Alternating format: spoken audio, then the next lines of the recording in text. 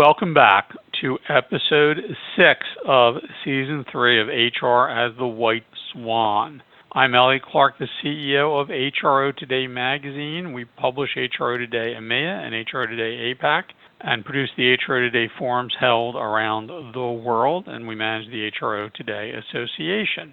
HR as the White Swan, that source of positive energy and light to counteract the negative forces that can demotivate your workforce. This podcast is brought to you by Madison Performance, one of the largest providers of reward and recognition in the rewards and recognition space, and the top-rated provider on the HRO Today Baker's Dozen. In episode 6, as you all know at this point, each letter of the podcast, the question I'm going to put to Judd Weisgal, who joins me, is the Senior Vice President of Madison Performance, corresponds to the first letters in the words White Swan. So episode 6 is up to S. So Judd, I'm not only going to thank you for your sponsorship, I'm going to ask you to talk about sponsorship, but not of the podcast. Sponsorship by executive level leaders in companies of reward and recognition program. That senior level involvement, engagement, and support is critical. So when we think about executive sponsorship for rewards and recognition, what should that look like? I have to say, I love my job. I love what I do. I love helping companies via their reward and recognition programs and growing and expanding and designing and implementing. I love it. But my least favorite thing in any partnering opportunity is when I discover that senior leaders have no clue that the recognition discussion is even happening. Because top-down buy-in is a must for a successful program. It just is. And as we progress through these podcasts, there are themes that both reoccur and then build upon one another. And here we see the reoccurrence of the planning, strategy, and communication once again. So start at the top. I know it can be difficult or scary or seem impossible with everything else that's going on, but you need to engage senior leaders in your organization with a plan and a strategy early on. Because not only does this help with getting their buy-in and support, but you're doing a service to them because it ensures that their voice is heard throughout the whole recognition initiative. The programs that you design and execute should accurately reflect the goals and ideals of the senior leaders, their vision. And if you don't engage them, it can't. And that hurts everyone. And the thing is, you can't just show up and ask for money or show up without a plan, a really, really good plan. And a potential partner can help you with that if you allow them. So consider inviting in multiple vendors to share their ideas and thoughts before they share their products and services. We have a lot of experience in helping, and we want to help because when senior leaders aren't involved, it just doesn't go well. At best, it will go and then not do so well. We never want that. So before the RFP, RFI, RFQ, I want to suggest an RRP, and that stands for really, really plan. Prepare for your senior leaders by involving them, showing them the roadmap and the goals, the objectives, the ROI, and all the other benefits of your strategy. You need to candidly point out that this is spend and that some part of it is investment, and acknowledge the challenges, but focus on the business impact. This is about your most precious asset, your people. And you know what? Leaders know this. They want to know how to maximize their investment in their people. And without solid planning, it won't happen. And with solid planning, it's a pretty straightforward pitch. We're going to use incentives and recognition as levers and switches to power up the company and its people. Here's how. And I was thinking about this. It's a bit like a job interview, really. You don't show up and start off with asking, so what's the salary and the benefits and when's payday, right? You prepare, you create a value case, you outline the value add and the ideas that you're bringing to the table, and then you always ask for the job. You can't wing this. You have to prepare, and like that job interview, it's about showing the person on the other side of the table what's in it for the company if they invest in taking you on board, or in this case, this program on board. Your recognition plan has so many benefits and value adds. It should be relatively easy to take what's most important to your senior leaders and then align their goals with use cases for the program that can drive those goals. Just outline it for them. Make a clear and identifiable case that offers things like investment, timeline, obstacles, win opportunities, expected results, etc. And then communicate this effectively, and you'll win the day.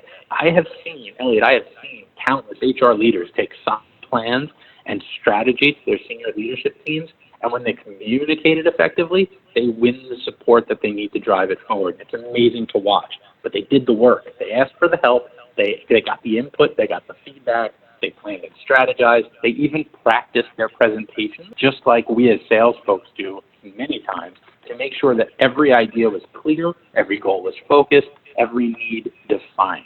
So finally, keep them involved. If you are successful in involving them, keep them there. Have meetings with them to share updates and progress and challenges. It not only keeps their support alive, but it will keep the program up to date and in line with the evolving needs. And then create a regular update that maybe they can view at a glance when they feel like it. Maybe it's just a one-pager or perhaps a quick call monthly. But request feedback and ideas and guidance. Keep the lines of communication open, because an investment by your senior leadership takes an investment in them. So put the effort in up front, engage them in a very meaningful way, and I'm just about certain it'll pay off in a really big way for you and your people.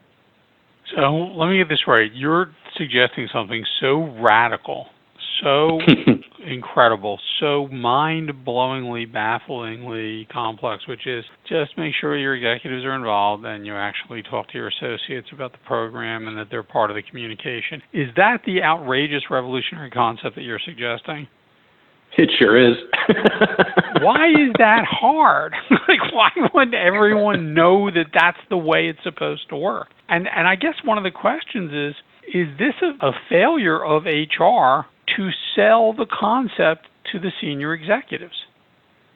I think the word failure can be applied many, many places. But in this scenario, I think failure may not be the right word. I think there are barriers of entry or barriers to entry. I think that it is sort of unacceptable or unwanted or less than desirable to ask folks like myself and other industry professionals for any sort of insight or assistance or help prior to a formal bid, at which point we aren't allowed to do that because it could be and probably would be inappropriate, right? So that's not the time for it. The challenge becomes no one thinks 6 months, a year before the need arises, hey, let's talk to folks. No guarantee that we're going to partner with them. No guarantee that we're going to give them business. They won't expect it. We won't certainly promise it. But you know what? We can all help each other. They can gain a little insight into our company and what it takes to do business with us. And we can gain a lot of insight